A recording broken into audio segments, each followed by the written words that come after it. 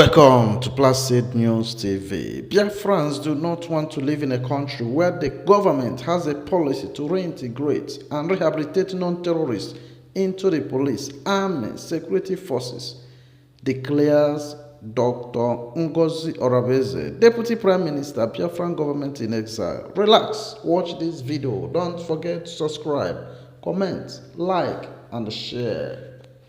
All right, let's go ahead and start. Thank you so much, Pastor Steve, for that prayer. Thank you, my DP. Right. Welcome, dear friends and friends of Biafrans, to this question and answer session today, April 11, 2025. Something we've been doing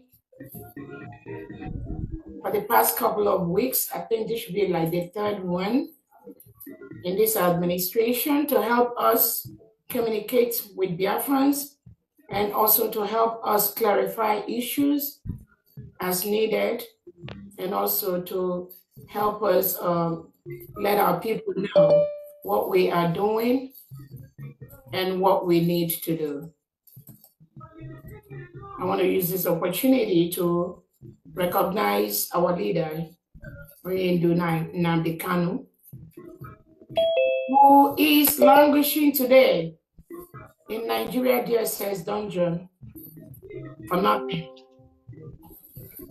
Absolutely for nothing, except for saying Biafrans do not want to live in a country where the government have a policy to reintegrate and rehabilitate non-terrorists into the police, into the army, into the security forces. That is his only crime. That is all he has said. We Biafrans have the right to exercise our self-determination, where we have the right to choose who is going to be our leader, how we even want to belong in any society. That has been what we wanted. We also want to recognize our Prime Minister, His Excellency Simon Ekpa, whom Finland is still questioning as we speak. Questioning him because of the same thing.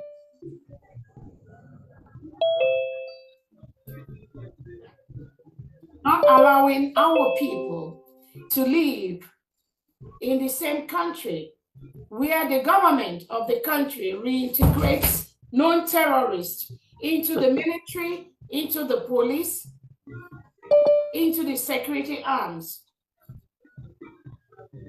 and command them to kill innocent Biafrans, innocent indigenous Nigerians who opposes their terrorist agenda, their Islamization agenda. And based on that, Finland has colluded with the Nigerian state to restrict our Prime Minister, whom they say they are still questioning as we speak, denying him of his basic rights, his basic freedom to communicate with his people, while the Nigerian state that reported allowed terrorists that have murdered thousands of Christians, have murdered thousands of indigenous Nigerians, are walking freely on the streets of Nigeria. And nobody is arresting them. Nothing is happening. They are even more brazen at this time, killing without control. And the Nigerian state has not stopped that. But they are quick to collude with Finland to arrest our Prime Minister and say they are questioning it. We remember two of them.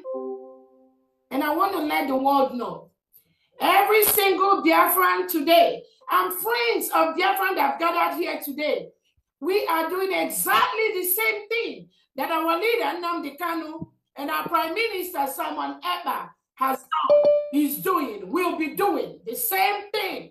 Nothing will change until the United States of Biafra is devoid of any invading army like the Nigerian army. We've already given them instruction to leave our land. The United States of Biafra is an independent nation. We declared our independence in Latin Finland, November 29th, 2024. We've met all the requirements of a free nation, which is what we are right now. And we are going to protect our people. We will continue to protect our land from any foreign invaders. I want to also use this opportunity to appreciate and remember the Biafra Defense Forces, the Biafra Liberation Army, our Navy and our Air Force, what they do, protect our motherland. I thank them for what they do every day. Biafrans are going home. Biafrans scattered all over the world. They run away from the reintegrated terrorists of the Nigerian state. We've made that decision. They have to go home and build our country, which is going to be one of the best countries in the world, the United States of Biafra. The standard we are bringing into our country is going to make the world a better place.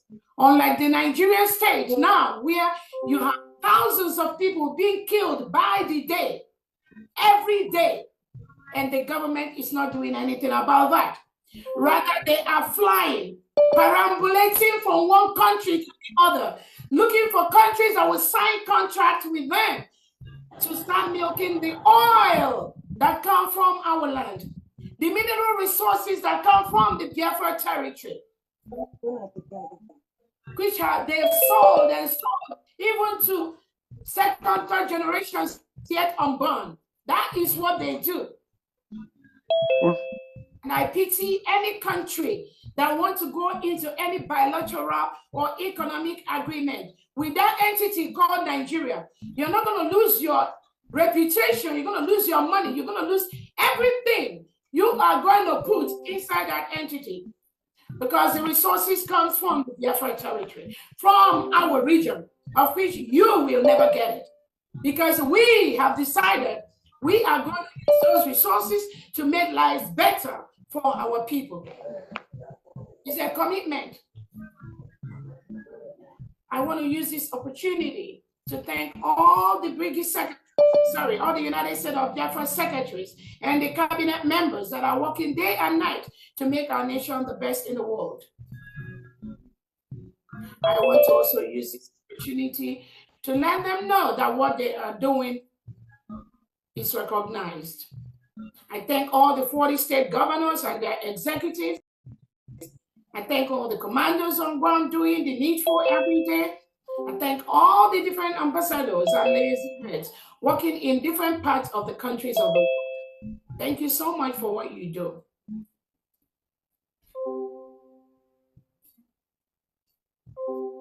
Today, you are going to hear some of our generals, some of our commanders in Homeland talk.